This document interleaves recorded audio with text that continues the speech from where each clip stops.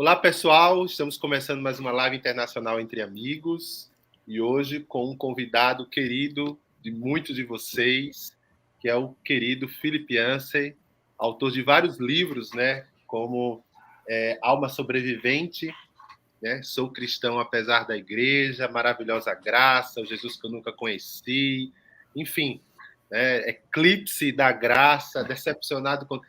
A lista é enorme, né? Não dá nem para continuar aqui, então vou botar uma reticências. E que foi publicado recentemente sua autobiografia em língua portuguesa pela Mundo Cristão, Onde Bateu a Luz. Eu acho curioso porque o Alma Sobrevivente, o Philip traz a história de alguns cristãos, né, ao longo da história e como eles contribuem para que a gente continue perseverando no caminho de Jesus, servindo a igreja. Mas agora ele nos traz a sua própria história, como isso pode nos edificar. Então, estamos muito felizes com a oportunidade de poder conversar com o Philip. E eu não estou só aqui, tá? Aqui é a Rebeca, que já se tornou da casa, o professor João Felipe Cury, o Renato Marinoni, o Thiago Garros. Só tem gente boa aqui, então a conversa vai ser muito boa. Então, convido você que está nos assistindo a mandar suas perguntas, a interagir conosco de forma respeitável e vamos conversar. Deixa eu só centralizar o Felipe aqui. Você vai fazer a primeira pergunta, né? Isso. Felipe, muito obrigado por ter aceitado o convite. É uma alegria estar com você aqui. Estamos muito felizes porque a Mundo Cristão lançou a sua autobiografia. Depois de ler você falando sobre outros cristãos, vai ser muito bom poder conhecer um pouco da sua história. So, Philip, thank you very much for being here, and we are very grateful for your biography book about yourself and how it can help us to learn more about being a Christian. So we are very happy that you're here. Well, thank you. I've not seen the book until just now when you held it up, and it looks good. Muito obrigada. Eu não tinha visto o livro até agora, quando você segurou. Bom, essa primeira pergunta ela se tornou até clichê, né, para todos os convidados.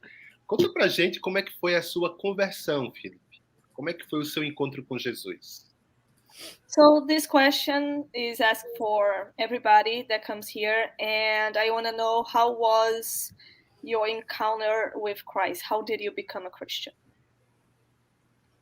Well, the biography, which I call a memoir, because it's not every event in my life, it's just kind of selected scenes, and it explains that I grew up in a very unhealthy church. A minha biografia, que eu chamo de um memorial, ela explica que eu cresci em uma igreja uma igreja não saudável. And you hear testimonies sometimes where people say, I was saved from alcohol, I was saved from drugs, I was saved from a bad church. E nós ouvimos muitos testemunhos de pessoas falando que foram salvos do álcool ou das drogas. No meu caso, eu fui salvo de uma igreja ruim. Because it was very angry, it was very legalistic. Anything that sounded like fun was immoral. You're not supposed to do that. And it was also very racist. I was growing up in the southern US right when the civil rights movement was happening. And this church was on the wrong side of the important issues. Era uma igreja muito legalista, que demonstrava muita raiva, muito fundamentalista e que falava coisas contra qualquer tipo de diversão. E uma igreja muito racista também, porque eu cresci na época da segregação racial nos Estados Unidos e era uma igreja no sul que estava do lado errado na disputa. And from there, I went to a Bible college of all places. I was very unhappy there. I was not a good student. I was a rebel. They several times considered kicking me out of this college. But to my surprise, God met me in that place in a very miraculous way when I wasn't really seeking God. And I tell the story of how I was brought to God mainly by softening. I was a very hardened, resistant person, and I realized I had grown up with a false image of what God is like. E depois disso eu fui parar num seminário e eu era uma pessoa muito rebelde e eu estava muito infeliz lá. Eles consideraram me expulsar do seminário algumas vezes, mas foi lá que eu tive um encontro com Deus. E esse encontro se tratou de amolecer o meu coração, porque eu era uma pessoa muito resistente. E eu tinha uma visão muito errada de quem é Deus. I tell the story in the book of a kind of vision that I had that changed my life forever. And I've waited a long time to tell that story because when you describe a conversion, then a lot of people say, well, I didn't have something like that happen to me.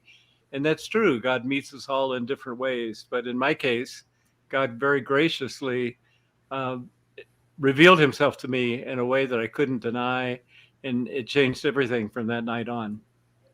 E um dia eu tive uma visão e eu demorei muito tempo para contar essa história, porque normalmente as pessoas falariam que não foi assim a experiência delas, o que é verdade, que Deus encontra cada pessoa de uma forma específica, mas que no meu caso, de uma forma muito graciosa, Deus me deu essa visão e que foi algo que foi um milagre na minha conversão.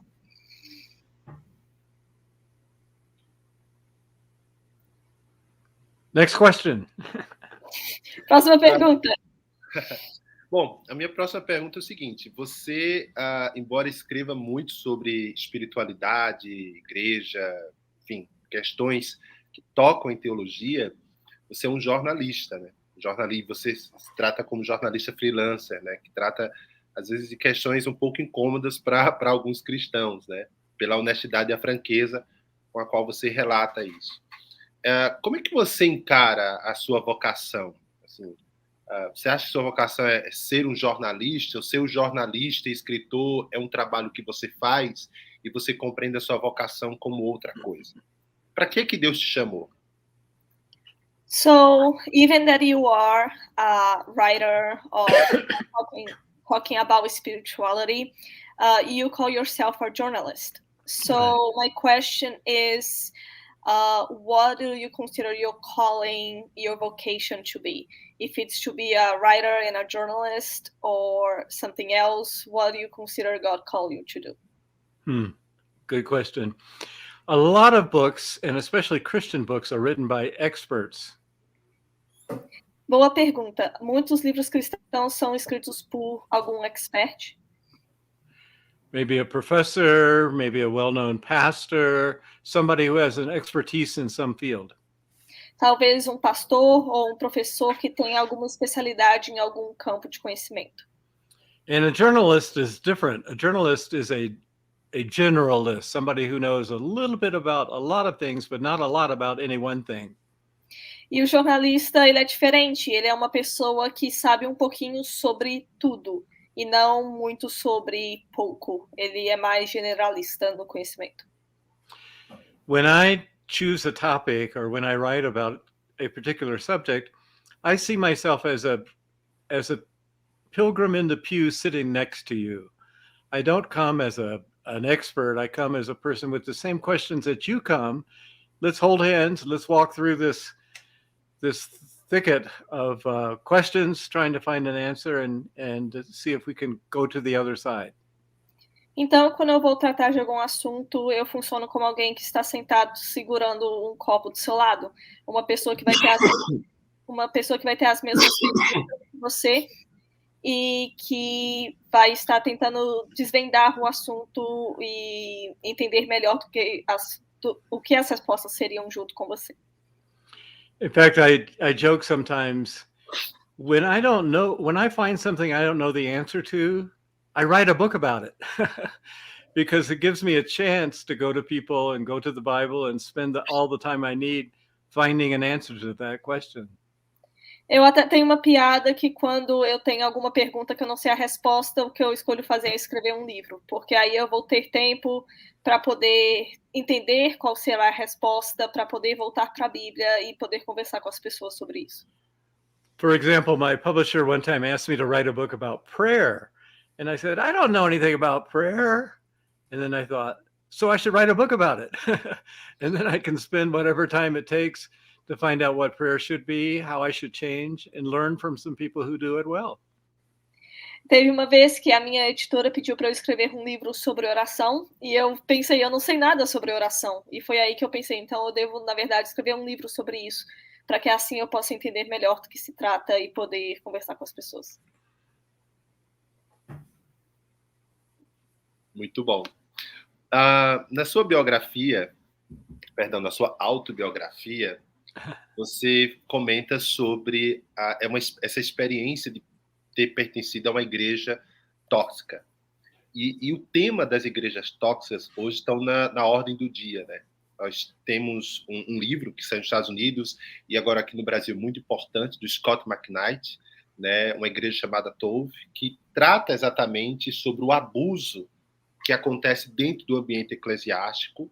E nos últimos anos, né, nos Estados Unidos principalmente, de maneira assim, chamou a atenção da sociedade sobre os vários casos, denúncias de abusos acontecendo em igrejas, estruturas que toleram o abuso, que nada fazem com o abuso. No Brasil, nós temos os nossos casos, né?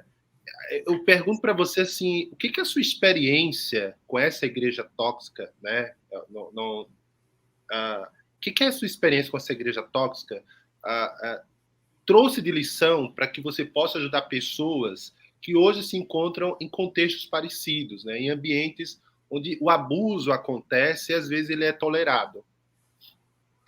So in your self-biography, you talked about how you grew up in a toxic church. And the subject of bad churches is is a big topic right now. And in the United States, Scott McKnight published a book with his daughter, a church called Tov, that talks about what is actually a good church. And the book was also translated to Portuguese. And in the United States recently, we saw many cases of sexual abuse being covered and being tolerated inside of the church. In Brazil, we have our cases as well. So my question is, what do you experience in this toxic church when you're growing up? Taught you about how you should help, how can you help the people that are going through a bad church right now? One thing I learned early on is that people, not everyone who claims to speak for God actually does so. Uma coisa que eu aprendi muito cedo é que as pessoas que clamam falar em nome de Deus não necessariamente o estão fazendo. My book opens with a story, a true story, that took place when I was 1 year old. So, of course, I have no memory of it. O meu livro começa com uma história que aconteceu quando eu tinha 1 ano de idade. Claramente, eu não vou lembrar dessa história. My parents were young. One was, I think my mother was 25. My father was 23 years old. They had 2 children, my brother and I. Meus pais eram muito novos, minha mãe tinha, eu acho que 25, e meu pai 23, e eles tinham 2 crianças já. They were planning to be missionaries. My father was very effective as an evangelist. I have his Bible with many people who were converted to Christ because of him. E eles estavam se preparando para serem missionários. Meu pai era um evangelista e muitas pessoas foram ao encontro de Jesus por causa dele. But they were living in a time of a pandemic. It wasn't COVID-19. It was polio. It was a terrible disease that mostly affected young children. E eles estavam vivendo numa época de uma pandemia. Não era a Covid, mas era polio, que era uma doença que afetava muito crianças pequenas. And one day my father, who was 23 years old, woke up and he could not move. He couldn't move his arms. He couldn't move his legs. E um dia meu pai acordou no meio da noite e ele não conseguia se mover, seus braços nem suas pernas. So the ambulance came, took him to the hospital. There was only one hospital in Atlanta that could treat polio people. And they put him inside of this machine called an iron lung. E ele foi para o único hospital de Atlanta na época que estava tendo condição de tratar pólio, e eles colocaram ele dentro de uma máquina. He lived in that iron lung for 2 months. He didn't even have the strength to breathe on his own, so the machine would breathe for him, changing the pressure inside and making his lungs fill with oxygen. even though they weren't muscular under his control. Então ele ficou durante 2 meses respirando por essa máquina, com a pressão que a máquina fazia para controlar os pulmões dele. And the people in this church decided this can't be God's will. Here's this potential missionary. There were several thousand people who had agreed to pray for him, to give money to support my parents. E as pessoas na igreja na época reconheceram que isso não poderia ser desejo de Deus, então eles doaram muito dinheiro para ajudar os meus pais. So they believed God wanted him to be healed. And so they stepped out in faith. My father was part of it. My mother was part of it. And they removed him from the iron lung, took him out of that hospital. And he had a little bit of recovery, it seemed. He thought he could move a toe that he wasn't able to move before. Então eles decidiram que, pela fé que eles tinham que ele ia ser curado, resolveram tirar ele da assistência daquela máquina. E por um momento ele até achou que ele estava tendo uma recuperação, que ele sentiu que ele conseguiu mover um dedo que ele não conseguia antes. But instead, a few days later, he died. And my whole life has been lived under the shadow of people who made a theological mistake. E mais alguns dias mais tarde, meu pai morreu. Então, a minha vida inteira foi viver debaixo da sombra de um erro teológico que pessoas cometeram. These people weren't against my father. They were for him, and they were praying for him, and they wanted him to be healed. He wanted to be healed. But they took on a prerogative that we don't have to decide when someone dies and when someone doesn't. E eles não eram contra o meu pai, eles queriam o melhor para ele, mas eles tomaram a prerrogativa que nós não temos, que é decidir quando uma pessoa morre ou quando uma pessoa vive. And I know there are churches like that in Brazil that make these great promises that if you just follow Jesus, bad things won't happen to you. You won't get sick. You can be miraculously healed. And sometimes that does happen. E eu sei que tem muitas igrejas assim no Brasil que falam que se você seguir Jesus, você vai ser abençoado, você não vai ficar doente. E eu sei que algumas vezes os milagres de cura acontecem. But I heard a comment once from a pastor of a large church in Brazil, and he said, you hear a lot about people coming in the front door because they love this message. Bad things won't happen to you. You won't lose your job. You'll do well. You'll get promotions. You won't get sick. But they don't tell you about the back door. When it doesn't work out that way, people go out the back door and don't go to church anymore. E uma vez eu ouvi de um pastor no Brasil que muitas pessoas vão entrar pela porta da frente porque eles amam essa mensagem de que eles vão ser curados, que não vão perder o trabalho, que o filho vai sobreviver, mas eles não te contam sobre a porta de trás, que muitas pessoas saem quando essas coisas não acontecem e não voltam mais para a igreja. So that's just one mistake that my church made. Later, I realized they were teaching straight racism. If someone in those days, Martin Luther King was from my hometown of Atlanta, and various people of color, African Americans, were trying to integrate different churches. My church wouldn't let them in. They would meet them. They had guards that would meet them at the door and turn them away. They wouldn't allow any person of color to come to our church. Mas esse foi um dos erros que minha igreja cometeu, e mais tarde eles começaram a ser abertamente racistas durante a época do Martin Luther King, que várias pessoas negras estavam tentando entrar em igrejas, ser membros de diversas igrejas, e a minha igreja em específico ia ter guardas na frente para não deixar pessoas negras entrarem. And later I realized how wrong that was, and that the church had basically lied to me about people of color being an inferior race. This was wrong. They lied to me. And that was a crisis of faith for me, because if they lied to me about race, about blacks, maybe they lied to me about Jesus. Maybe they lied to me about the Bible.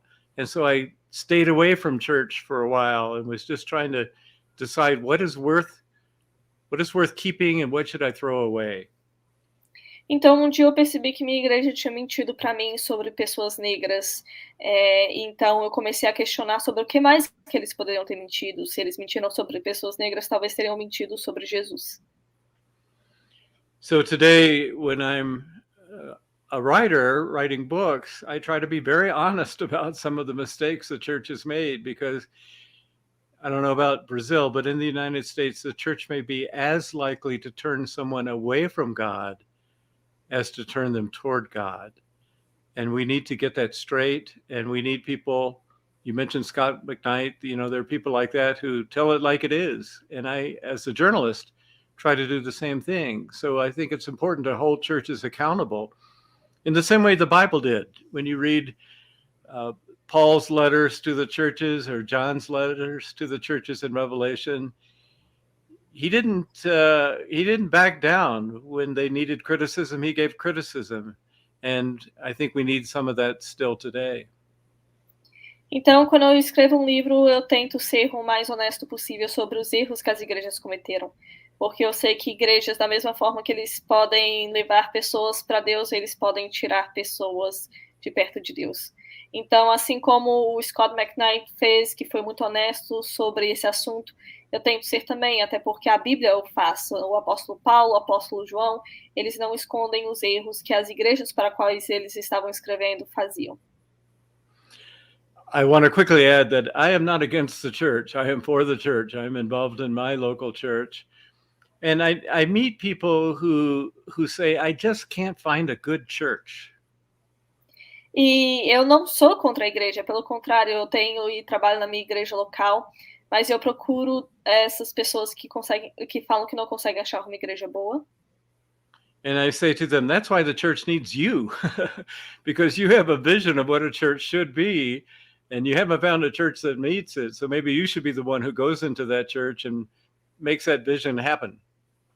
E eu falo que, na verdade, então, a igreja precisa deles, porque eles reconhecem os erros que as igrejas estão cometendo e que eles podem ajudar a igreja a crescer e a melhorar. Very good. Garros. Seu microfone. There we go. Philip, você disse aqui, e também em outras entrevistas que eu li, que você foi criado, então, num ambiente de igreja que não era saudável, né? So, Philip, you told us in your book that you grew up in a church that wasn't healthy. De que maneiras, minha pergunta seria assim, de que maneiras uma igreja pode não ser saudável naquele tempo, de quando você estava crescendo, comparado com hoje? Os problemas são os mesmos ou eles mudaram, e se mudaram para melhor ou mudaram para pior? So my question is, what type of mistakes and unhealthy reality that the church in the past, in the time that you were growing up, they had compared to today? The mistakes are the same, they changed, they got worse or better? How you see the difference between the mistakes that the church is making today compared to the mistakes it did when you were growing up? Oh, that's a great question. And I do see a huge difference in what's happening now compared to the church when I grew up. Essa é uma ótima pergunta e eu vejo muitas diferenças da igreja hoje em relação ao tempo que eu estava crescendo. When I grew up, we were trying to be very different from the culture around us. Quando eu estava crescendo, nós estávamos tentando ser muito diferentes da cultura ao nosso redor. So we had a long list of rules that were presented as if they were like the 10 Commandments from God. Então a gente era apresentado uma lista de regras como se fossem parte dos 10 mandamentos de Deus. So no drinking, of course, no smoking. But in my church, you can't go bowling because in places where they have bowling alleys, they might serve alcohol.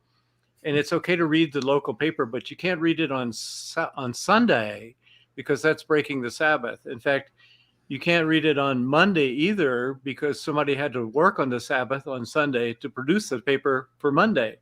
And you can't wear lipstick. And of course, you can't wear short skirts. You can't wear jewelry. There were all sorts of rules like that. And so, like in my high school, Christians stood out. You could tell who they were. Tinha listas como, por exemplo, não beber, não fumar, mas tinha regras também em relação a não ir para boliche, porque talvez o local tinha bebida, tinha regra de não poder ler o jornal no domingo, porque isso era quebrar o sábado, não ler o jornal também na segunda, porque aí alguém teve que trabalhar no domingo para produzir o jornal para segunda, não podia usar batom, não podia usar saia curta, e tinha essa infinidade de lista de regras. So we were warned. One of the worst things you could say about somebody was they're worldly. They look like everybody else in the world. This is a bad thing. We should be different from the world. Então, quando na escola era muito fácil notar quem era cristão ou não, por causa das diferenças de comportamento, e tinha essa expressão de que uma pessoa parecia mundana, porque não seguia tais regras. In my own lifetime, most of those rules have changed. I don't know of very many churches who have rules against jewelry or strict rules about clothing. A lot of Christians in the United States will now drink wine and beers, and that would have been unheard of in my day when I was growing up. Of course, nobody's supposed to smoke now because this is not good for you. It's unhealthy. But our emphasis has changed in our country anyway. Eu não sei quais são as regras hoje, mas eu sei que a maioria das igrejas não tem regras contra joias, contra regras muito específicas em relação a roupas, e alguns cristãos até bebem vinho hoje. Então, muitas regras mudaram durante o tempo da minha vida. And the church has become much more involved with and interested in politics. That was unheard of when I was growing up. E a igreja recentemente ficou muito mais interessada em falar sobre política, o que também não tinha se ouvido falar na minha época. The first person who really changed that was Jimmy Carter. Most of you were probably not even alive when Jimmy Carter was elected, but he was very outspoken about his faith. He was Southern Baptist, taught a Sunday school class every day, every Sunday. Even when he was president in the White House, he would teach Sunday school. Isso aconteceu na época que o Jimmy Carter foi eleito, e talvez vocês nem estavam vivos na época, mas ele era um presidente muito aberto sobre a sua fé. Ele era da Convenção do Sul dos Estados Unidos, batista, e até mesmo ele ia falar sobre isso na Casa Branca, e nos domingos ia ensinar a escola bíblica. Now, Jimmy Carter was a Democrat, and in a lot of social issues, he was more on the liberal side. But that changed. Gradually, people like Jerry Falwell came up, and they were conservative, and they made issues like abortion and gay rights, homosexuality, gender issues. These were the big things that Christians should be fighting about. E o Jimmy Carter era um democrata, ele era mais liberal, mas depois outras pessoas vieram e a conversa começou a ir para mais o lado conservador. Então, os tópicos que cristãos deveriam lutar sobre era contra o aborto, contra a homossexualidade, contra direitos gays. And that is still true today. The conservative Christians are one of the strongest voting blocs, and people, mainly Republicans, try to appeal to them because they know they're a powerful force. E isso é o que acontece hoje. A maioria dos cristãos conservadores são os que têm um grande poder de voto no final das contas, e eles acabam sendo republicanos e são os que sabem que vão ter grande influência. Yeah. Unfortunately, when they focus on those two issues particularly, there are a lot of issues that they overlook. Climate change is one, and prison reform, and caring for the poor. You know, these things that are so clear. Jesus, in his very first sermon in Luke 4, his very last sermon in Matthew 25, talked about, I was naked and you clothed me, and I was in prison and you visited me. And these were the important things to Jesus, but I don't hear much about them from the conservative parts where they attract a lot of Christians out of fear for some of the social issues, but they leave out other parts of the gospel that Jesus thought were very important.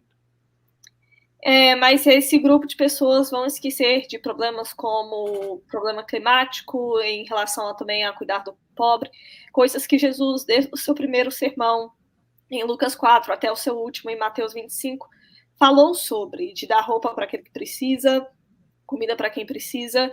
Então, ao mesmo tempo que esse grupo de cristãos vão falar contra certas questões sociais, vão esquecer de princípios importantes do evangelho. And so you probably hear, if you follow news from the United States, people will make comments like, our country has never been so divided. Então, can you repeat the last word, please? Yes, people will say that our country has never been so divided, one group versus another group. Então, aqui nos Estados Unidos, as pessoas vão falar que as pessoas nunca foram tão politizadas, tão polarizadas. And I'm sure that's hard for you in Brazil to understand because you have such harmonious politics down there. E eu sei que isso vai ser difícil para vocês brasileiros entender, porque vocês têm uma política tão harmonizada. But when I look at history, whenever the church and the state or the government get together, it always ends badly. Mas quando eu olho para a história, toda vez que a igreja e o Estado se juntam, as coisas terminam de forma ruim. It's very tempting when you have this powerful group over here in the government, and the Christians want to be part of that so that they can be protected by that group. Acontece muito que às vezes os cristãos vão ver esse grupo político e querer fazer parte dele para poder se protegerem com ele. But usually politicians are just using the church and they'll often spit it out on the other side. It doesn't last long. Mas o que normalmente vai acontecer é que a política vai ultrapassar a igreja, usar a igreja e que na verdade não vai durar muito. You can see that happening in Russia right now because one of Vladimir Putin's main voting blocs who support him is the Russian Orthodox Church. Isso está acontecendo na Rússia agora, porque o principal grupo de suporte do Putin é a Igreja Ortodoxa. And most religious groups around the world are horrified by some of the things happening in Ukraine, but not the Russian Orthodox Church. They're going to support Putin until Putin gets tired of them and pushes him away. E o mundo inteiro está horrorizado pelas coisas que estão acontecendo na Ucrânia, mas a Igreja Ortodoxa na Rússia não, e vai apoiar o Putin até que ele não pare de fazer o que ele está fazendo com a Ucrânia. So if you in Brazil can ever figure out the proper way to have a religious influence in politics, please let me know, okay? And I'll try to write about that. Então, se um dia vocês brasileiros conseguirem saber como conciliar política e religião, vocês me avisem que aí eu escrevo sobre isso.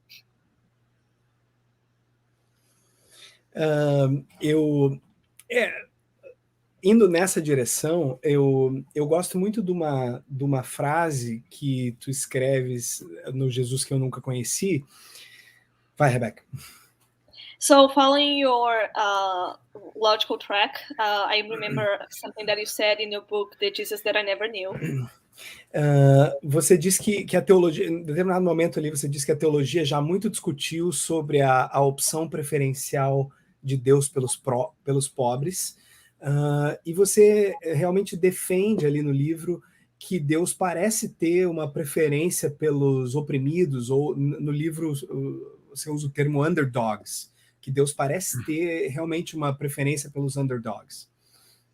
And there is a point in the book that you say that it seems that theology has talked about how it seems that God prefers the poor, how God seems to have a preference for the underdogs, for the oppressed. Mm-hmm. And you actually make that point in the book, that the preferential point about the underdogs. Como é que você se sente ao pensar que hoje tem, então, pessoa, do ponto de vista pessoal, como é que isso te mexe contigo pessoalmente, ao ver que hoje existem pessoas nas igrejas dizendo que isso, se importar com o oprimido, com o underdog, é coisa de comunista? So I want to know how you feel when you see people in the church today saying that caring about the underdogs, caring about the oppressed is a left political thing. It's a communist thing. On a personal level. How does that make you feel? Yeah, how that makes you feel. Yeah. I've struggled with that a lot, but I start with the fact Jesus could not be more clear. I mean, go back to the Beatitudes, blessed are the poor, blessed are the meek, and then look at the people that he hung around. They were the moral outcasts. They were the nobodies, the people with leprosy, Samaritans who were viewed as an inferior race by other Jews, women who were second-class citizens in his day. And so many of his parables were about the poor being cheated by the rich landowners. You know, it's just all the way through his message. However, interestingly, Jesus spoke two different ways depending on the audience. To the poor, he would say, blessed are the poor. There is a place for you. God values you.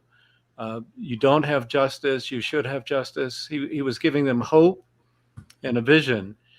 But when he went to the oppressors, as it were, he didn't say, like Karl Marx, workers, throw off your chains. He never said that.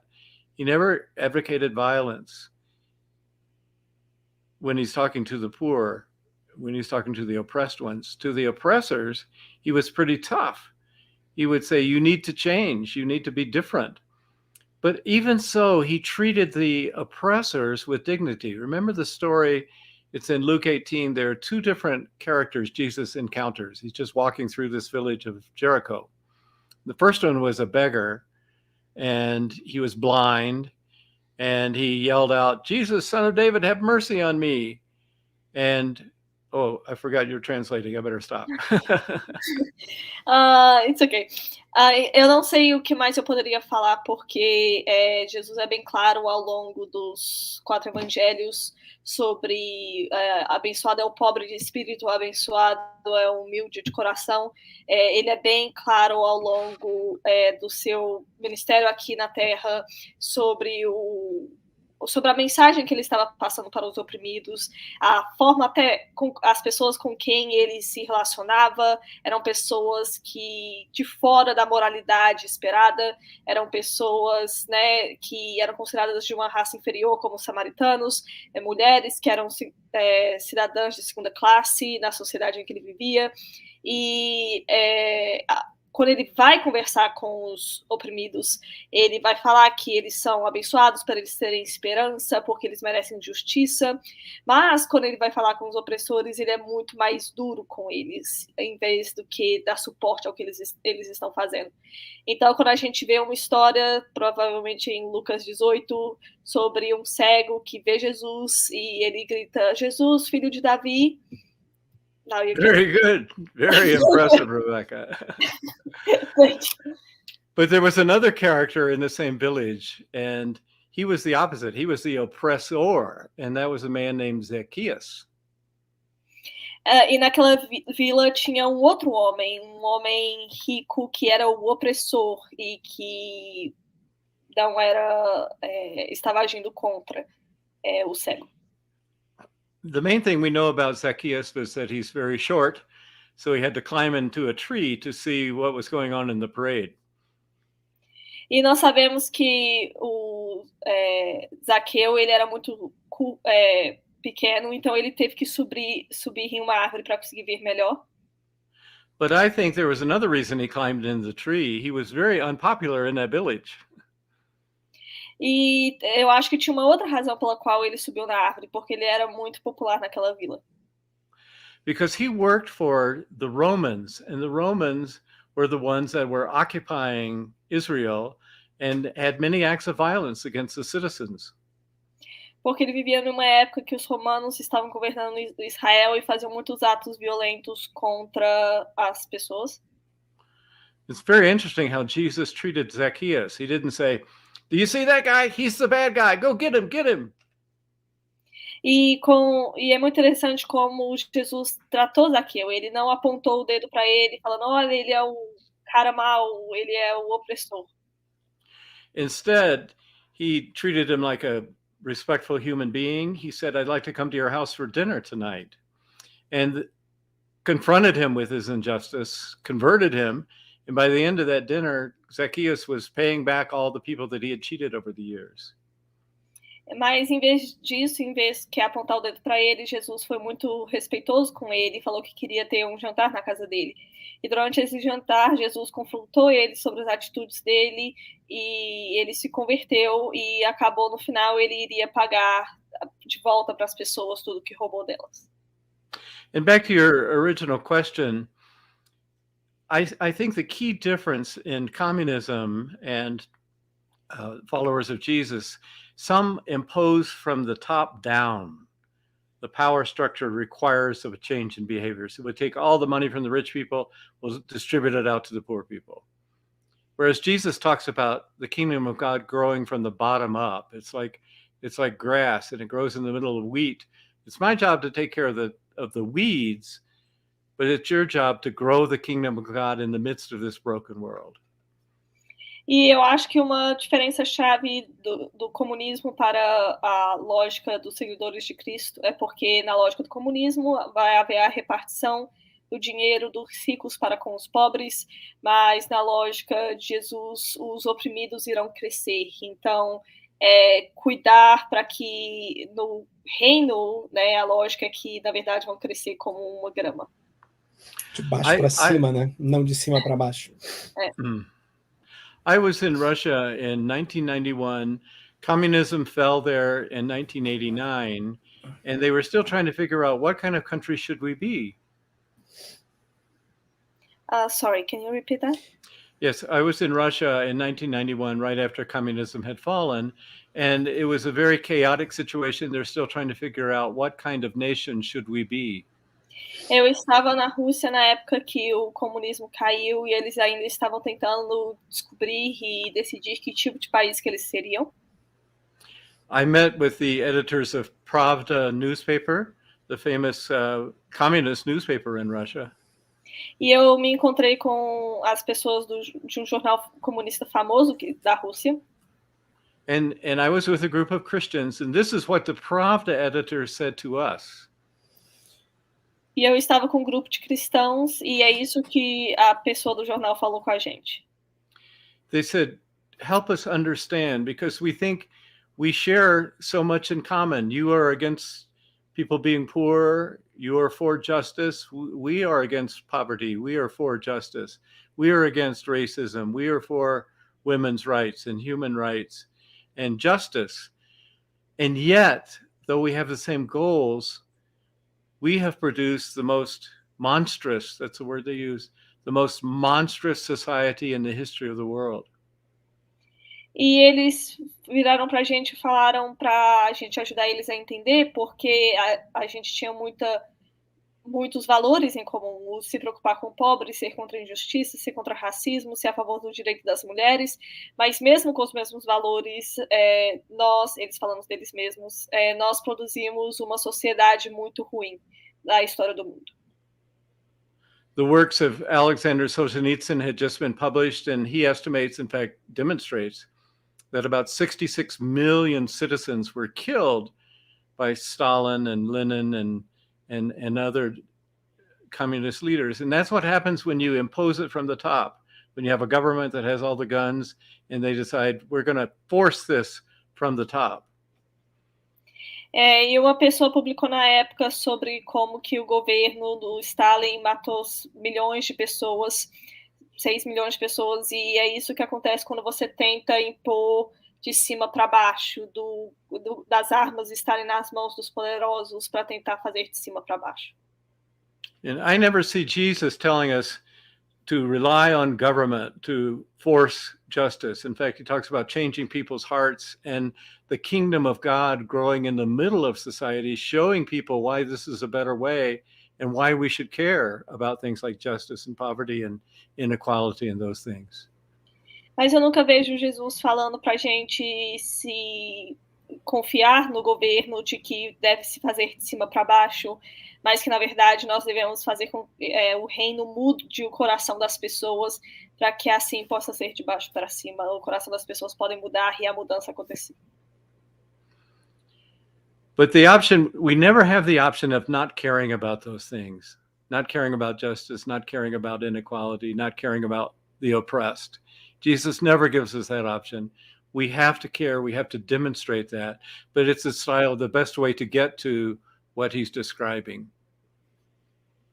Mas nós não temos a opção de não ligar para o oprimido, para não ligar para o problema de injustiça. Jesus não nos dá essa opção. Nós precisamos ligar para essas coisas, para esses assuntos, porque é isso que ele ensina. It's a big question, though, and a lot of people have different opinions. That's just my opinion. É uma grande pergunta e várias pessoas têm opiniões diferentes, mas essa é a minha. Muito bom. Professor João, suas duas. Obrigado, boa noite a todos. Boa noite, Philip. É um prazer estar aqui com vocês. Eu vou começar a minha primeira pergunta a respeito do Maravilhosa Graça, porque há cerca de 15 anos atrás, na minha igreja local, aqui no Rio de Janeiro, uma igreja batista, nós estudamos o livro Maravilhosa Graça e isso gerou um grande impacto na nossa comunidade local. So, I'm very happy for being here. So, Philip, good evening for you. And I want to start my question with about the book Vanishing Grace, because my church, Baptist Church here in Rio de Janeiro, we talked about this book. Just to correct, what's so amazing about grace? The title of the book. Yes. Yeah, it was about 15 years ago. E a pergunta é a seguinte, essa foi uma pergunta, inclusive, do pastor da minha igreja, que eu mencionei que eu viria aqui, e eu perguntei se ele queria fazer alguma pergunta, e ele quer saber como é que você vê o Maravilhosa Graça hoje? So I talked to my pastor, telling that I would be here with you today, and I asked if he had something to ask, and he said that he wanted to know how you see the book, what's so amazing about grace today. I think it's probably, go ahead. Yeah. I think it's probably the most important thing I have written, although I didn't know it at the time. Eu acho que é a coisa mais importante que eu já escrevi, mesmo que eu não sabia na época. And here we had this whole institutional structure of the church that did many good things. But when I talk to people and I ask them, what is a Christian? What's the first thing that comes to your mind? They never once use the word grace or love.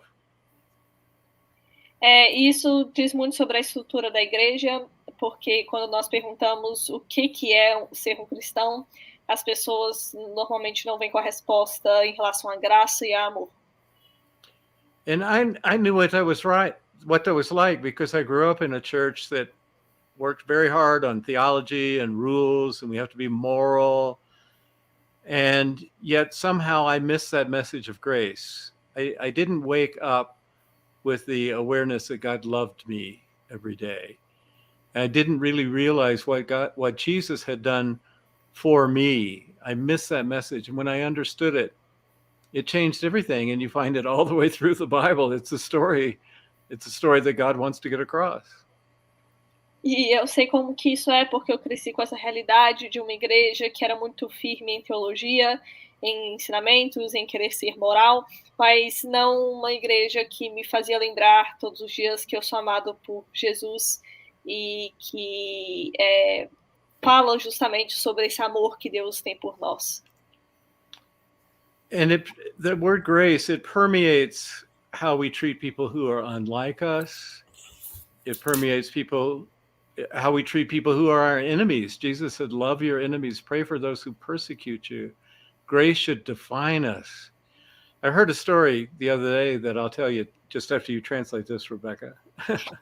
E a palavra graça remete muito a como nós tratamos as pessoas que são diferentes de nós, em relação a como Jesus mesmo falou que nós devemos amar nossos inimigos, sobre essa graça que nós devemos estender para as pessoas. E isso me lembra de uma história. A friend of mine lives in California, and she's in an apartment building that locks an outer door. And so once she's inside, many people just will leave their doors unlocked for a time because it's safe. They know all their neighbors. Eu tenho uma amiga que ela vive na Califórnia e ela mora numa vizinhança que ela pode deixar a porta da frente destrancada porque ela confia na segurança do local e que vários vizinhos vão fazer isso também. And one day she's just sitting watching television and suddenly her door opens. A strange woman she's never seen bursts in, slams the door behind her and says, "You've got to help me, you've got to help me." E um dia ela estava na sala de estar dela e uma mulher abre a porta de repente, uma mulher que ela nunca viu na vida falando que ela precisava ajudar ela. And then she spelled out her story. Her boyfriend, who she lived with, had been beating her, and this night he threatened to kill her. E ela conta a história dela de como que o namorado dela estava batendo nela e na noite anterior tinha ameaçado matar ela. So the woman ran down these stairs, and she said, "I was running along the hallway and I saw a cross on your door." E essa mulher fala que quando ela estava descendo as escadas, ela tinha visto uma cruz na porta da casa da minha amiga. And I thought, this is a person where I can be safe. This is a person who will understand and be compassionate toward me. E eu pensei que aquela pessoa daquela casa vai me entender e vai ter compaixão para comigo. And there are some people who would still say that about a church, but a lot of people when they see a cross, they don't think that's where I'll go when I need help. E muitas pessoas até falariam isso sobre uma igreja, mas normalmente quando as pessoas veem uma cruz, não é isso que elas pensam, que isso é para onde que elas devem ir procurar ajuda. Instead, they think, well, those are the people who will judge me. Those are the people who will make me feel inferior. I don't want to go to church. They just make me feel worse. Ao invés disso, as pessoas vão pensar que as pessoas que eles relacionam à cruz são as pessoas que vão julgá-los, são as pessoas que vão fazê-los se sentir pior. But if you look at Jesus and just follow him through the Gospels, people with needs, people who had been judged, people who made a mess of their lives, were somehow attracted to Jesus. Even though he was perfect, he wasn't like them. He communicated, I am for you, and I will work with you. I will find an answer for you. Mas quando nós vemos o caso de Jesus, as pessoas que sofriam, eles olhavam para ele e iam em direção a ele.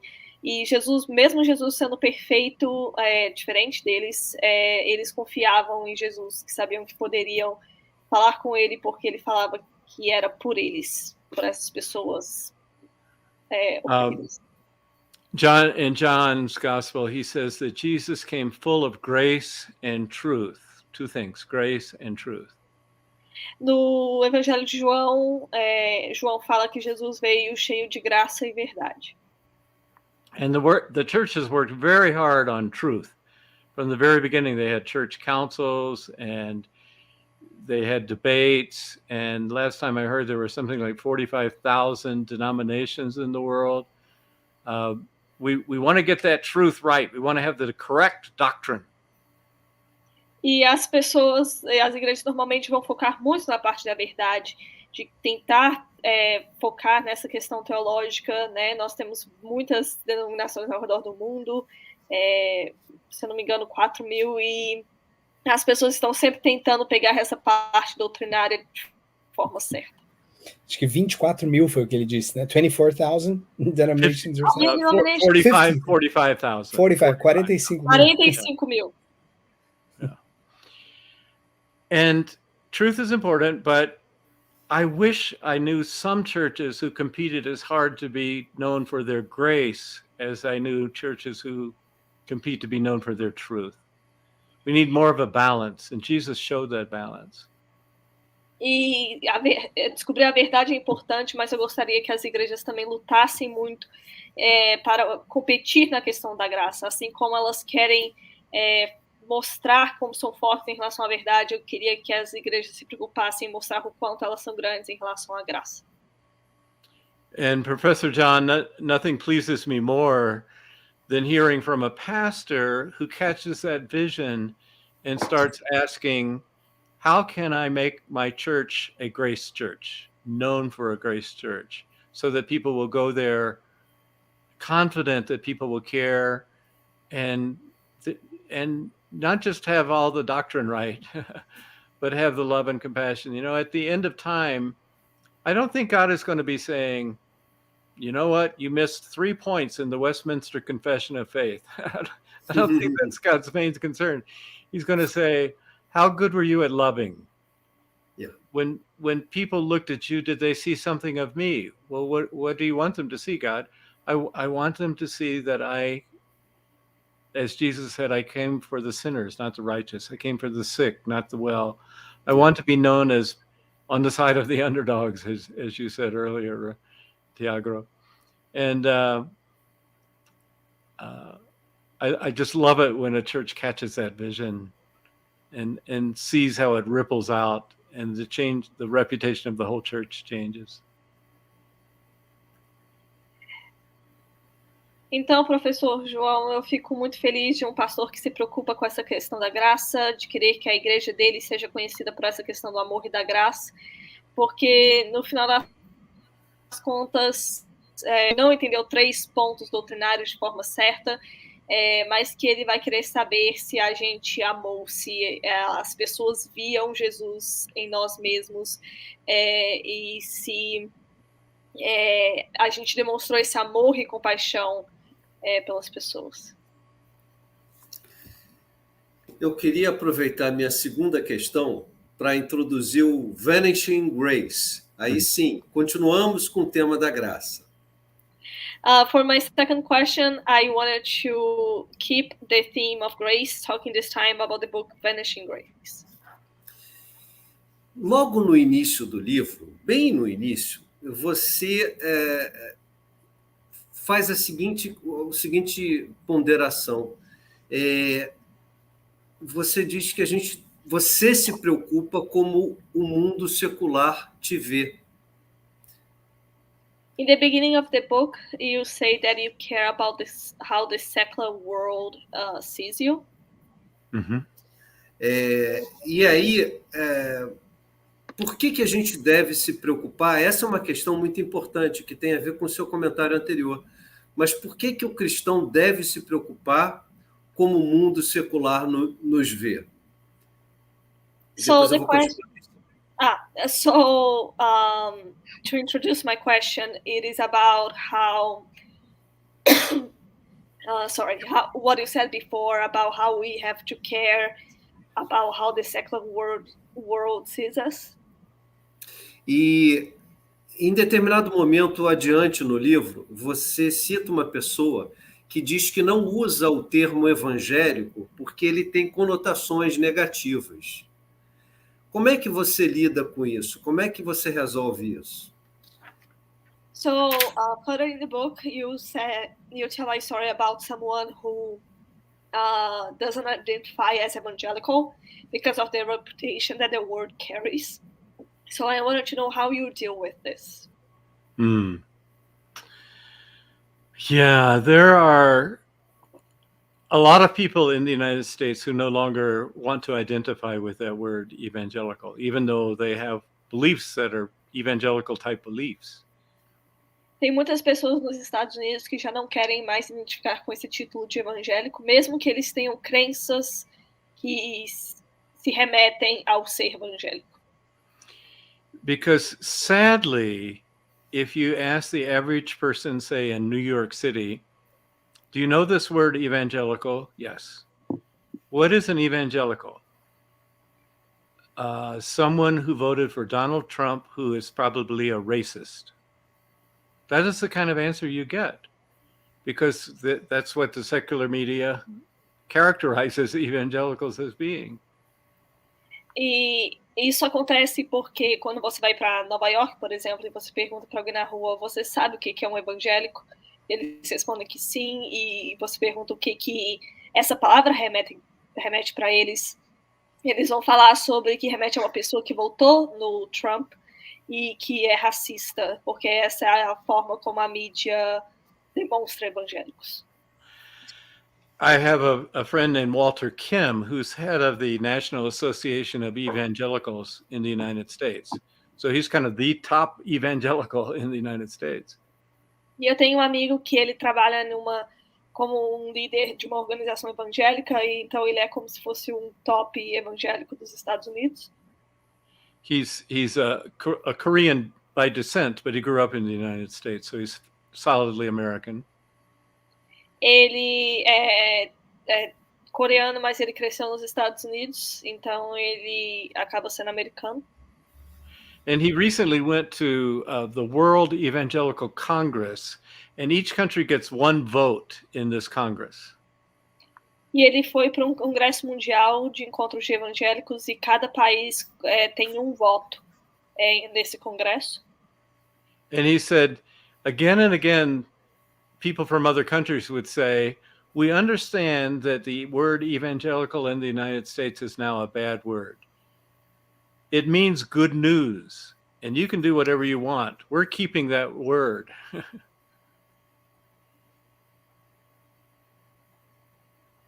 E os países vão falar que eles entendem que a palavra evangélico tem uma reputação ruim nos Estados Unidos, mas que eles querem manter a palavra, mas que porque ela significa boas notícias, mas que eles poderiam fazer os Estados Unidos o que quisessem em relação à nomenclatura.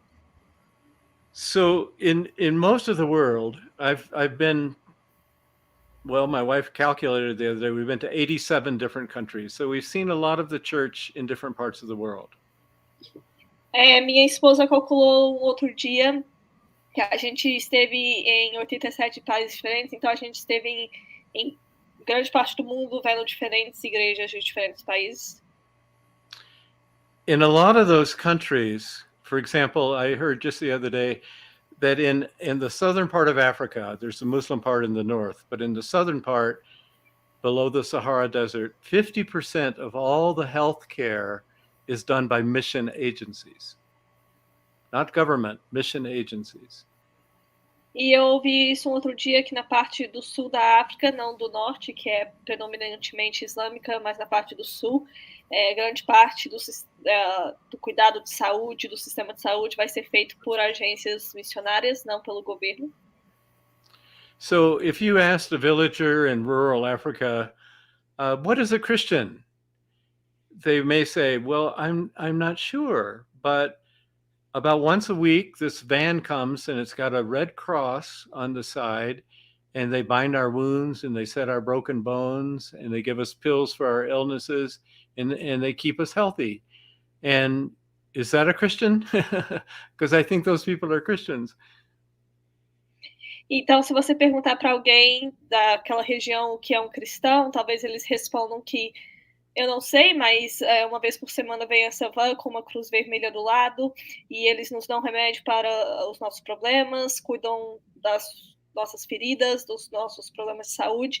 E eu vejo, e se eu não me engano, essas pessoas são cristãs e então eu as vejo como pessoas que nos preocupam, que se preocupam em nos ver saudáveis. And you also find schools, for example, Nelson Mandela went to 3 different mission schools. Those are what he credits for giving him the moral character to be able to survive what he did, 27 years in prison. E nós temos, por exemplo, também a questão de escola de educação, porque tem 3 escolas missionárias que o Nelson Mandela foi, e que ele fala que a educação que ele conseguiu nesses lugares foi responsável por que ele conseguisse sobreviver 27 anos na prisão. I remember speaking in near Brasilia to an organization that a pastor started trying to address the homelessness problem in Brazil. And he got churches involved in taking care of the homeless. In most of the world, when you ask, what is a Christian, what is an evangelical, they'll tell you a story like that. E em Brasil, uma vez, eu vi um pastor que ele tinha uma agência que se preocupava em cuidar do problema de moradores de rua na região. Então, em grande parte do mundo, quando você pergunta o que é um cristão evangélico, eles vão dizer isso. But I have to admit that in the United States, at least, the word evangelical may be so stained, so soiled, that we need to find another word. And I go along with just calling us Jesus followers of Jesus, because you can never go wrong following Jesus. Mas nos Estados Unidos a palavra evangélico tem uma conotação já muito ruim, então talvez seja necessário mudar isso, mas eu falo que a gente poderia ir com a expressão de seguidores de Jesus, porque nunca dá errado quando se é seguidor de Jesus. Okay. Renato. Bom, that was an act of great humility for you, Professor, to donate one of your 2 questions to your pastor. That's right. Foi uma ação muito boa sua doar uma das suas questões para o seu pastor. Bom, eu recebi ontem a autobiografia do Philip e eu já consegui, hoje, me preparando, ler metade. E uma das coisas que me chamou a atenção foi a similaridade desse ambiente onde ele cresceu, de racismo, de fundamentalismo, de teorias da conspiração, com o cenário do próprio Estados Unidos hoje e o nosso cenário no Brasil. Acho que é melhor você traduzir, Rebeca, que senão eu vou emendar muita coisa. So I got the biography yesterday, and I got to read half of it to prepare for my questions today. And reading about the church you grew up, about that was full of racism and conspirational theories. And I can see how this is a reality today in the United States, but also here in Brazil. E eu acho que você já falou bastante na pergunta dos colegas sobre esse panorama da igreja nos Estados Unidos, e eu acho que a gente, como brasileiros hoje, consegue fazer um link muito interessante, que a realidade é muito parecida. And you already mentioned to the other questions about this big vision of how the church developed throughout time. And we here in Brazil, we can also say that we have a really similar situation to the church in the United States right now. E aí eu queria então perguntar de um ponto de vista mais pessoal. No finalzinho, eu não me aguentei e fui ler o final da autobiografia. Você tem uma frase que você diz assim: uma autobiografia é uma selfie verbal, com uma figura em primeiro plano, refletindo o ponto de vista dessa pessoa. Fala de novo a primeira parte, depois repete a frase para eu ajudar ele a lembrar. Então, diante de tudo isso, eu queria partir de um ponto de vista mais pessoal. So, considering all of that, I wanted to ask a question on a personal level. Considering that I couldn't contain myself, so I read the end of the book where you said a specific sentence, and now he's gonna read the sentence for me to try to make you remember. Uma autobiografia é uma selfie verbal. Autobiography is a verbal selfie. Selfie photo. Com uma figura em primeiro plano, refletindo o singular ponto de vista dessa pessoa. With a image in the first plane, showing a picture of this person. E a minha pergunta, em resumo, é: como refletir na sua história e, consequentemente, na história da igreja nos Estados Unidos, da história de tantos movimentos dos quais você fez parte, como refletir em tudo isso, nesse sofrimento, nessa dor, na dor da sua família, ajudou você a enxergar a graça de Deus na sua história? So my question is, how reflecting about your own history, your family history, and the church history in the United States with that much suffering, what type of reflection that you had about all of this made you see more of the grace of God? Well, congratulations, Renato. You may be the first person in Brazil to read the book. I think Parabéns, Renato. Você deve ser a primeira pessoa no Brasil a ler o livro. Yes, it just came out, and I'm glad it did, because many of my other books in Brazil are in Portuguese, and you can get them there. My wife likes to call the book you're holding as the prequel. Do you know this word, prequel? E eu fico muito feliz que o livro foi traduzido, porque eu tenho outros livros também traduzidos para português, e minha esposa normalmente chama esse livro que você está segurando da prequel, do que vem antes, do prefácio. Yeah, because a prequel goes back and explains what went before to result in what came afterwards. So, movies like Star Wars, they'll have 1, 2, 3, and then they'll go back and do a prequel that explains what happened before number 1. Porque uma prequel vai explicar o que acontece antes dos eventos da história principal, como, por exemplo, as prequels de Star Wars, que vão mostrar o que aconteceu antes da principal história. And the book was kind of a revelation to me to write down my story. And what I took away from it is, so this is why so many of my books revolve around suffering and grace, those two themes. E foi tipo de revelação para mim escrever sobre minha própria história, porque eu pude refletir sobre o porquê que eu sempre escrevi sobre amor e graça. The first book I wrote was a book called Where is God When It Hurts, about suffering and pain. O primeiro livro que eu escrevi é sobre Onde está Deus em meio ao sofrimento, que é justamente sobre a questão de dor. And then already tonight we've talked about a couple of books I've written about grace, what's so amazing about grace, and then the eclipse of grace. E essa noite a gente já conversou sobre alguns dos livros que eu escrevi em relação à graça, como o Eclipse da Graça ou Que Maravilhosa Graça. If you read my story, Where the Light Fell, you'll see why I wrote about those things. My life started with the story I told earlier about my father, people thinking that he would be healed from polio and removing him from a hospital, and instead he dies. E se você ler essa minha biografia, você vai entender o porquê que eu escrevi o que eu escrevi nos outros livros. Até porque minha história começou com aquilo que eu contei mais cedo, sobre como as pessoas tinham fé que meu pai seria curado de pólio e o removeram das máquinas, mas que ele acabou morrendo por causa disso. And that brought about a lot of other kinds of suffering. It guaranteed that we were in poverty all of our lives. My mother was a widow. She was not really prepared for life on her own.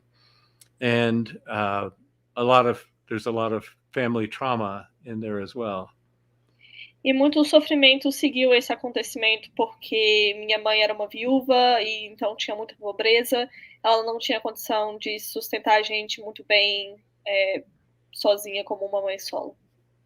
And then I told you a little bit about the church I went to where I didn't really experience grace. It was mostly about rules and competing and being more spiritual than anybody else. And then I went to a Bible college that was even more that way than the church I grew out of.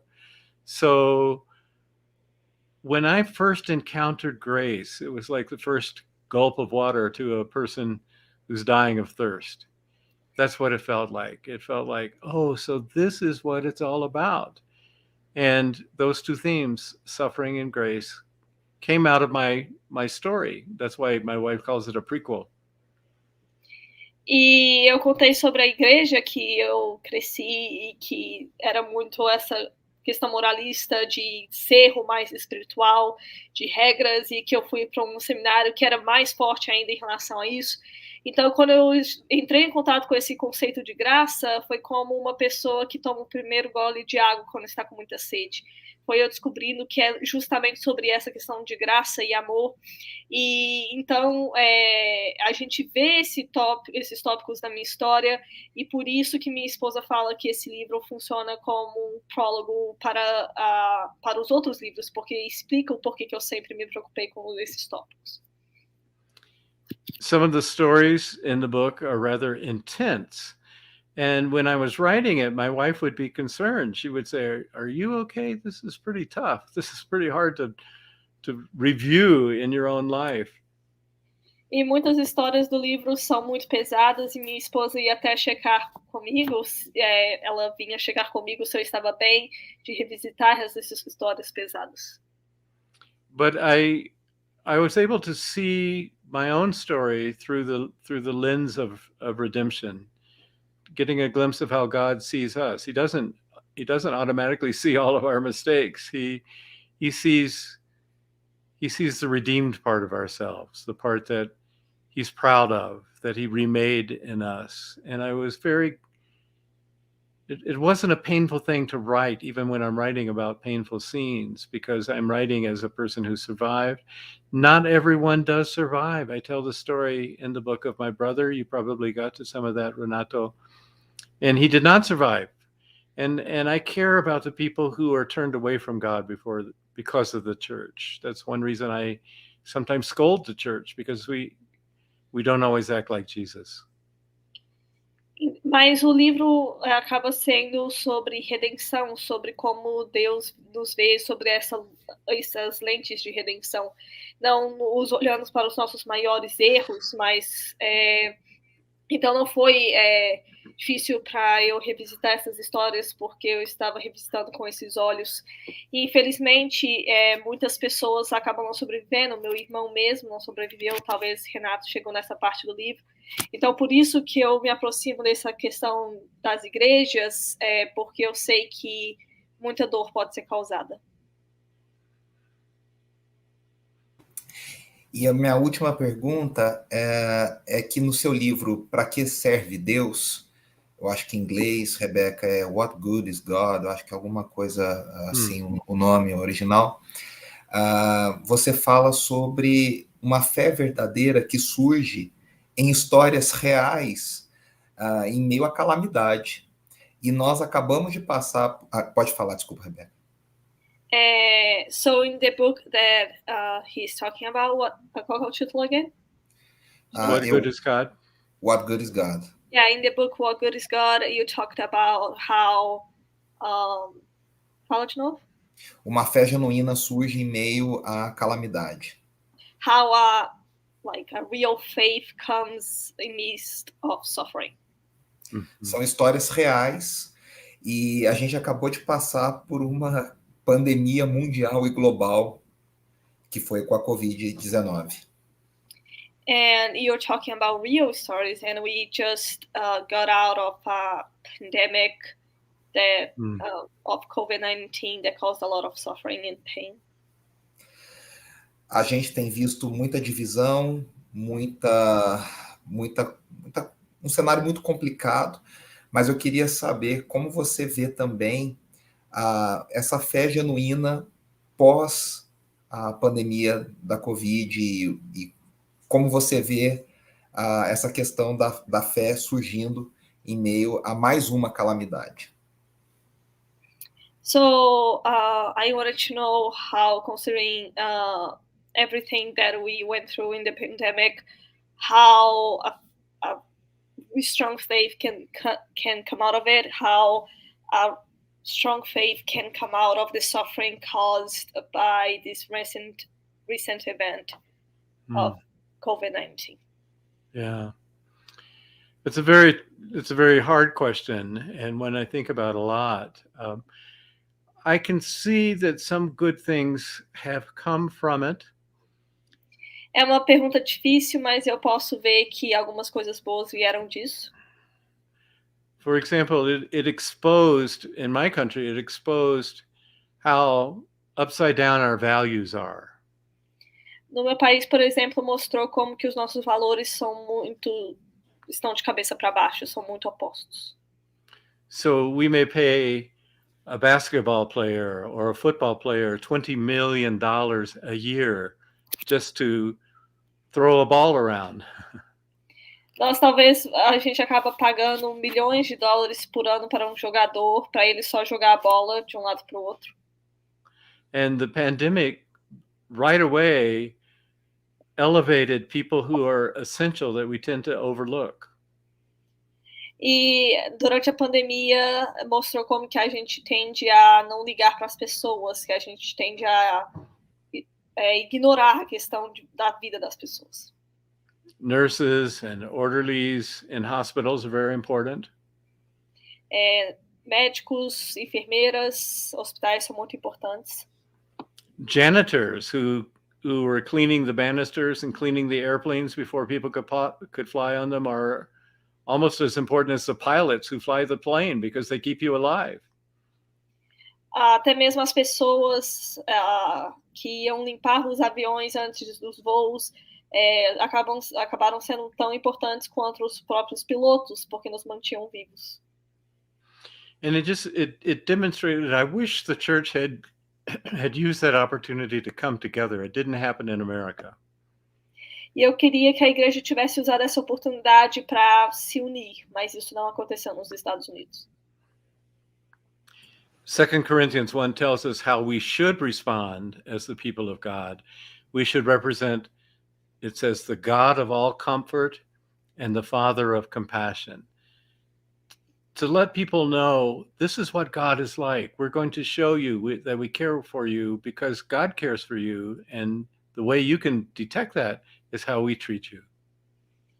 E em 2 Coríntios, a gente aprende como que nós devemos reagir em relação a isso, em relação a um Deus de verdade e compaixão, e que nós devemos nos preocupar com o nosso próximo.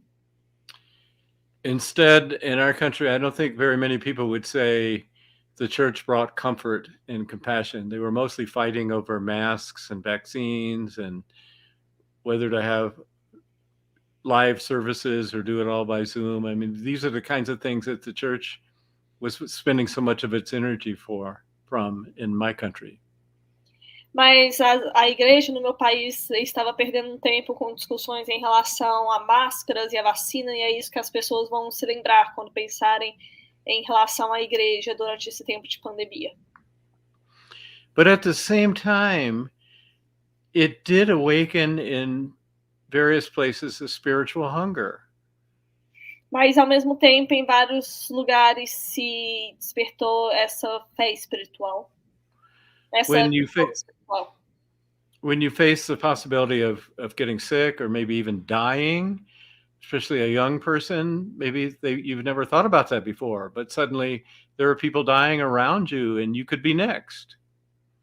Então, às vezes, essa ideia de que a gente poderia estar próximo da própria morte, até mesmo uma pessoa nova, essa ideia de que talvez nunca tenha passado pela cabeça, que considerando várias pessoas morrendo ao nosso redor, nós poderíamos ser o próximo. And so in the UK, for example, not many people go to church, maybe 5-6% of the population, but about 25% of the population would tune into church either online or on television. They would never go in person, but they would watch it during the pandemic. Mas na Inglaterra, por exemplo, que uma porcentagem muito pequena da população vai para a igreja, como 5-6%, durante a pandemia, mais de 20% ia ligar online para assistir aos cultos. So what I find the pattern is, we want, when something bad happens, we want God to fix it. So we pray, God, take this away. Sometimes God does. Sometimes there are miraculous things, but most of the time God works through people like us. That's why we're here, to represent what God is like. Então, eu vejo que existe um padrão. Quando algo ruim acontece, nós queremos que Deus conserte isso. Nós oramos para que Deus conserte isso. E às vezes o milagre vai acontecer, Deus vai agir de forma direta, mas muitas vezes é sobre o que nós fazemos, porque nós estamos aqui para fazer a diferença. I think of God as the great recycler. God takes things that we throw away, that we don't know what to do with, and somehow makes something good out of them. Eu vejo Deus como um grande reciclador, porque ele pega coisas que nós não vemos como boas e faz com que algo bom venha disso. So, for example, when Jesus came across a blind man, his disciples wanted to know, why is this guy blind? Did he do something wrong? Did his parents do something wrong? Is he being punished? E teve um cego que os discípulos viram e falaram com Jesus: por que esse homem é cego? Ele fez algo errado? Deus está o punindo? And Jesus always refuted that. No, it's not because he did something wrong, but it's that the works of God can be made manifest in him. Sometimes that is miraculous. That happened with the blind man. Jesus healed a blind man, and the works of God were manifest. And sometimes it's manifest in somebody who isn't healed of blindness or any number of things, but yet demonstrates a spiritual consistency and faithfulness that make the rest of us realize that's more important than whether you can see or not, whether you can walk or not. Então, e Jesus sempre foi contra essa ideia de que alguém seria cego porque fez algo errado, mas porque era para a glória de Deus se manifestar na pessoa. E às vezes um milagre ia acontecer, e como Jesus fez naquele momento de realmente o cego passar a ver, mas às vezes não é um milagre que acontece, é justamente a fé manifestada mesmo em uma pessoa que permanece cega. Muito bom. Bom, a gente já está caminhando para os finalmente. Queria convidar você que nos assiste a assinar aqui o canal. Para o próximo mês, nós vamos receber aqui os convidados, o John Goldgay, o James K. Smith, Brian Zard, acho que é assim que pronuncia o nome dele, e o Craig Kinner. São os convidados de novembro. Então, fiquem ligados. Bom, selecionar só algumas perguntas aqui. Eu já peço desculpa ao pessoal que mandou aqui. Tem várias perguntas, mas o tempo não vai permitir a gente tratar todas elas, tá? Então, a primeira, colocar, é a do Abraão. O Abraão pergunta, quer dizer, Abraão não, Abaran Rosman. Qual literatura você recomenda sobre oração? E você poderia falar um pouco sobre a sua vida de oração? So the first question is, what literature do you like? What book do you recommend about prayer? And if you could talk a little bit about your own personal life of prayer. Mm-hmm. I wrote a book on prayer. I don't know what it's translated in Brazilian in the Brazilian press, but here it's called Prayer, Does It Make Any Difference? Eu tenho um livro sobre oração, e eu não sei qual que é o título em português, mas o título, de forma traduzida literalmente, a oração não faz nenhuma diferença.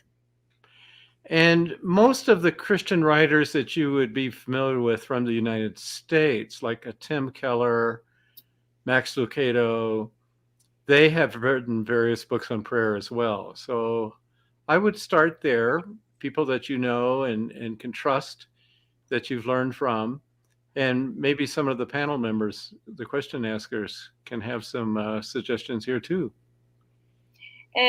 Então, talvez pessoas famosas nos Estados Unidos, como Tim Keller, Max Lucado, talvez eles vão ter livros em relação a isso, pessoas que dá para dar credibilidade, e talvez até as pessoas que estão aqui também nos comentários possam dar algumas sugestões. Do any of you want to suggest something? Algum de vocês quer sugerir alguma coisa? O Poder da Oração, só esqueci o nome do autor. Ele é uma obra sobre isso. O nome do livro do Philip Yancey em português é Oração. Ela faz alguma diferença? Uma pergunta. E tem esse outro livro, que é O Poder da Oração. Deixa eu ver. Poder da Oração. Enquanto o Zé procura, eu ia indicar o do Tim Keller, que foi o melhor que eu li nos últimos anos sobre oração, mas ele já falou. Let me respond to the other part of the question, which is what is my prayer life like? And when I wrote a book on prayer, I realized that I kept prayer in this little box of time. I had a dedicated time in the morning when I would pray, and then before meals.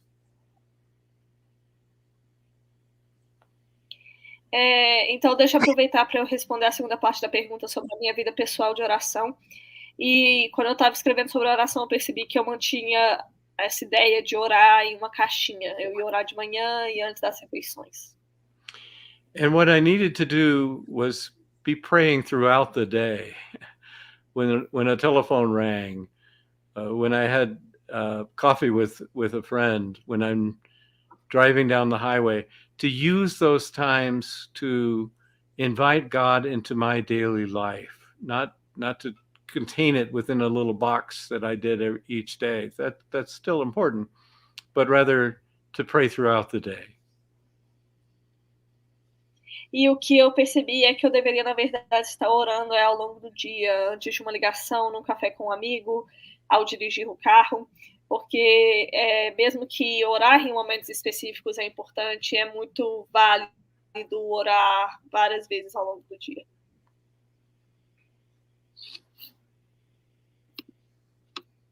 O Ebenezer Nogueira, ele pergunta: a igreja instituição tem futuro ou dará lugar a uma fé mais individualizada fora dos tempos? The question is if the church as an institution has a future, or it will give place actually to a more individual kind of faith outside of the building, the church buildings. Well, we will see shortly, because a lot of churches were closed down during the pandemic. And in our country, probably between a quarter and a third of all people who used to go to church aren't going to church now in person. Nós vamos ver isso no futuro próximo, porque durante a pandemia muitas igrejas ficaram fechadas. E por causa disso, uma porcentagem das pessoas aqui nos Estados Unidos que iam para a igreja pessoalmente não vão mais. I think there's an important place for the institution of the church. That's a bulky word, institution, for the gathering, the community of the church. Because to quote Eu acho one que of tem the... valor muito... Go ahead. To quote, Eu acho que tem Eu acho que tem um valor muito grande o se ajuntar enquanto igreja, não a palavra instituição necessariamente, mas o se juntar enquanto uma igreja. To quote one of the early church fathers, if you take a piece of coal away from the fire, it soon grows cold. And I think that's true. When we're with a like community of people, there are going to be some who are needy and some who are able to supply the needs. And a community can work together in different ways. We need each other. It's hard to imagine church working in an individual way. There are too many distractions going on. We need the reminders. We need examples of people who are following Jesus in a more faithful way that we can learn from. So I hope the church doesn't just fade into an individualist kind of group. I hope it does find ways to renew and be the kind of place where we want to go and be stimulated and inspired and be the people of God, which is always a community, not just one person. Mas nós vemos como que uma fagulha no fogo vai se esfriar assim que sai. Então é muito importante que nós possamos estar, né, que a igreja, enquanto instituição, enquanto um ajuntamento de pessoas, não deixe de ser uma realidade, porque isso nos fortalece enquanto indivíduo, porque isso aumenta a nossa fé e faz com que cresçamos juntos. Então é muito importante que a gente consiga manter, consiga construir um futuro para manter essa estrutura de se ajuntar pessoalmente enquanto igreja.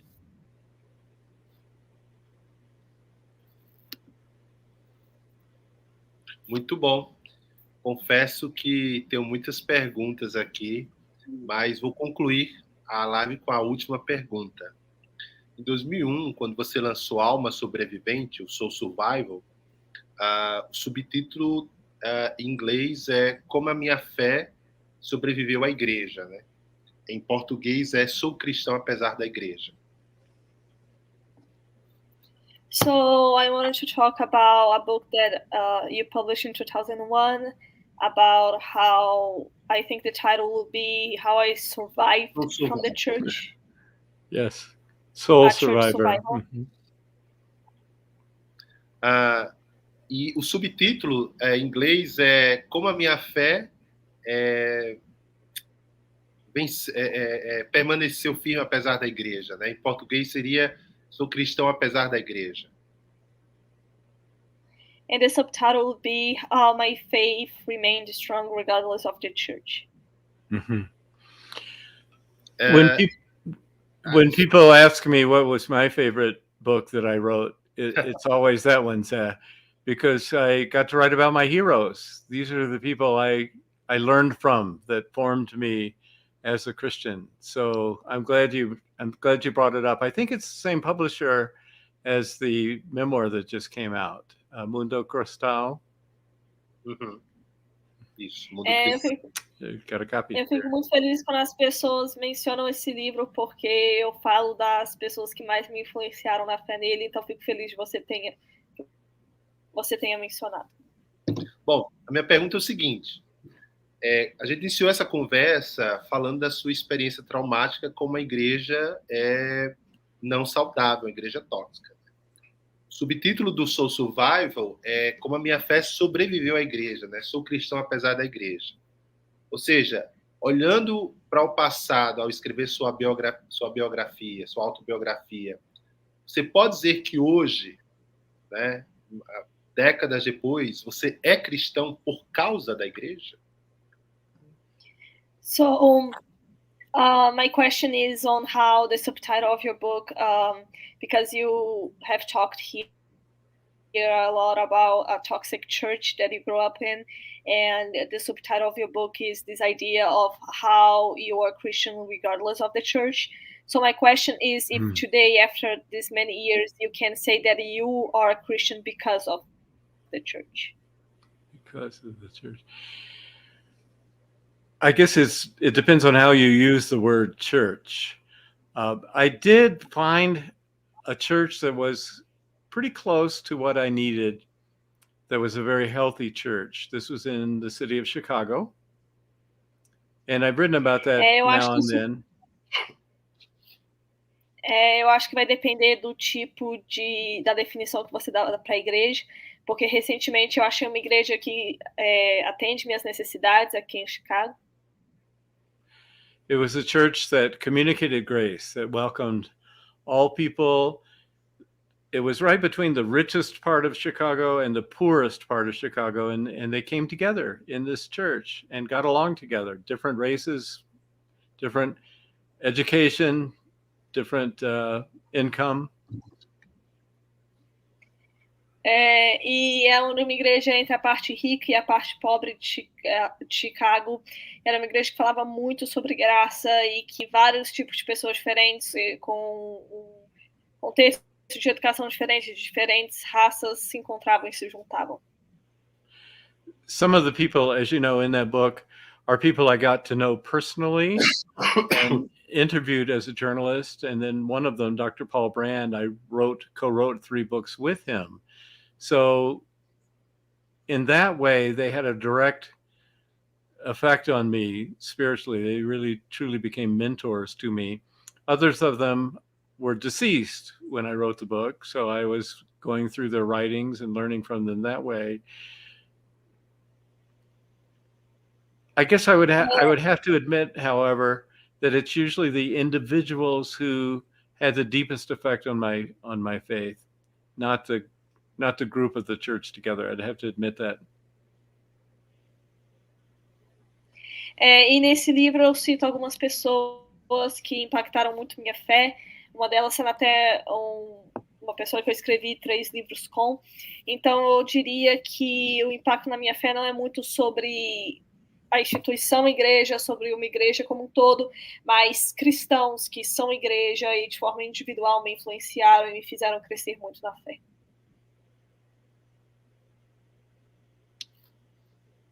Muito bom. Bom, quero agradecer a todos vocês que prestigiaram esse momento, que nos assistiram, que mandaram perguntas, meus amigos Renato, Tiago, Rebeca, o professor João Cury, e minha gratidão especial ao Philip Yancey pelo privilégio de poder ter esse tempo de prosa com você. Espero que Deus nos permita outro encontro onde a gente possa dar continuidade a essa conversa, porque seus livros suscitam várias questões e poder ouvir do autor algo assim muito precioso. So I want to thank thank everybody for being here tonight, and I wanted to thank you, Philip, for being here with us, because your books are very important, and I'm very glad that we had this opportunity. Well, it's been a privilege for me. I wish I spoke Portuguese to make it go faster and we could cover more questions, but you did an amazing job, Rebecca, and thanks for all of you for being my friends, my virtual friends, even though we're just now meeting. Huge pleasure, man. Eu me sinto muito privilegiado por estar aqui, por estar tendo essa conversa. Eu gostaria de poder falar português para fazer o processo mais rápido e poder cobrir mais perguntas, mas eu agradeço a todos vocês como amigos, mesmo que a gente acabou de se conhecer. Muito bom. Pessoal, até mais. Obrigado a todos. Bye bye. Thank Tchauzinho. you again. Bye bye, great pleasure. Obrigado.